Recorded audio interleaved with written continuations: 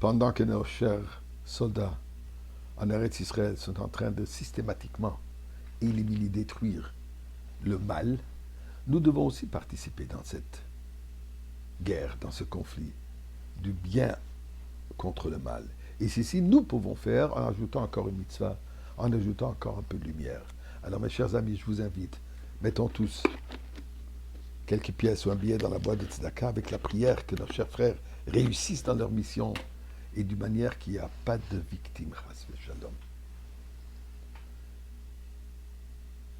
Ces jours-ci, on se pose une question. Comment est-ce que nous survivons depuis toute notre histoire? Depuis Abraham Avinu. Déjà, on voulait le jeter dans le four. Des pogroms, des holocaustes, expulsion de tous les pays où on était, destruction des deux temples, dispersés à travers le monde. Une haine effrayante qui se passe aujourd'hui à travers le monde. D'ailleurs, pas plus tard qu'avant-hier, un imbécile, et je serai poli, je vais appeler un imbécile, ou des imbéciles. Durant la nuit, bien sûr, en cachette, puisqu'ils sont ils ont peur de montrer leur face. Ils ont versé de la peinture rouge devant un immeuble qui appartient à une compagnie juive pour montrer, vous versez le sang. Comment est-ce que nous avons réussi à survivre toute notre histoire de plus de 3 millénaires? Et c'est quoi le prognostic aujourd'hui? Eh bien, nous savons très bien que quand on pose la question à un juif, pourquoi tu réponds toujours avec une question? Sa réponse sera pourquoi pas. Alors, j'ai une autre question à vous poser pour comprendre la question que je viens de poser. Nous savons qu'Avraham Avinu, nos ancêtres, Kimukol Torah Kula, Avraham, Yitzhak, Yaakov, Sarah, Rivka, Rachel et Léa, ils ont suivi toute la Torah. Comme on trouve d'ailleurs dans la paracha de cette semaine, que quand Avraham avait des invités, d'abord, il leur a servi Chema v'chalav, du beurre et du lait, et ensuite, il leur a donné la viande. La halakha nous dit qu'après avoir mangé du lait et du laitage, après un petit moment, on a le droit de manger de la viande. L'inverse, non, il faut attendre 6 heures. Ils ont même trouvé que dans l'endroit où ils pensent, où c'était la tente d'Abraham et Sarah, ils ont trouvé là-bas un mikveh. Et ainsi de suite. Les bougies qu'on sait que chez Sarah, elle a toujours brûlé, toujours été allumée.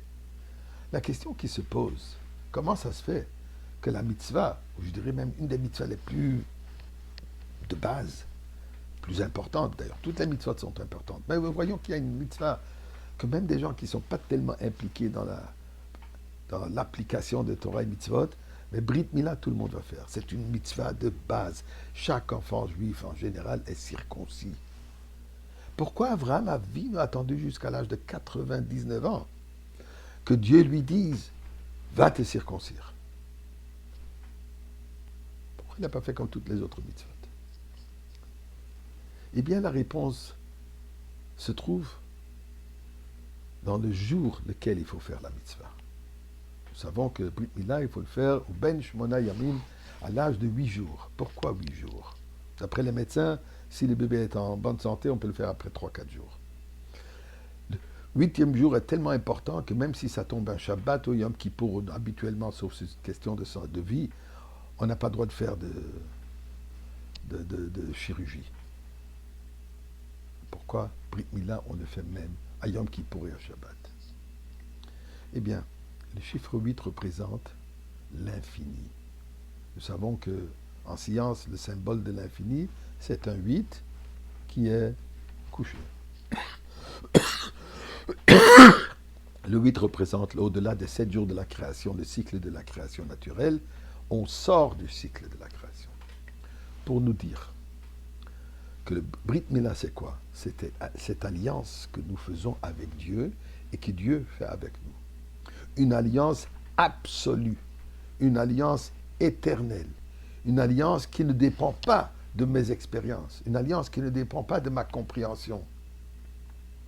Et pour cela, les Chachamim nous disent que quand on fait une mitzvah qu'on est ordonné de faire, elle est supérieure qu'une mitzvah qu'on fait de par notre propre sagesse. Pourquoi? une mitzvah qu'on fait de notre propre sagesse, demain je peux comprendre autrement. Je peux changer d'avis. Mais si c'est quelque chose que je fais puisque Dieu, je m'excuse, puisque Dieu me l'a ordonné, il n'y a rien qui change. Abraham, il dit, cette mitzvah qui symbolise cette alliance absolue entre Dieu et nous, il faut que j'attende que Dieu me le dise. Les autres, je peux faire de ma propre compréhension. Mais celle-là, elle nécessite le commandement divin pour assurer cette alliance éternelle. Ça, c'est notre secret de vie, puisque nous avons tous cette alliance absolue, cet engagement absolu de nous envers Dieu et de Dieu envers nous. Et ce que nous demandons maintenant à Kadosh Baruch Hu dévoile déjà cette alliance absolue avec la venue de Mashiach.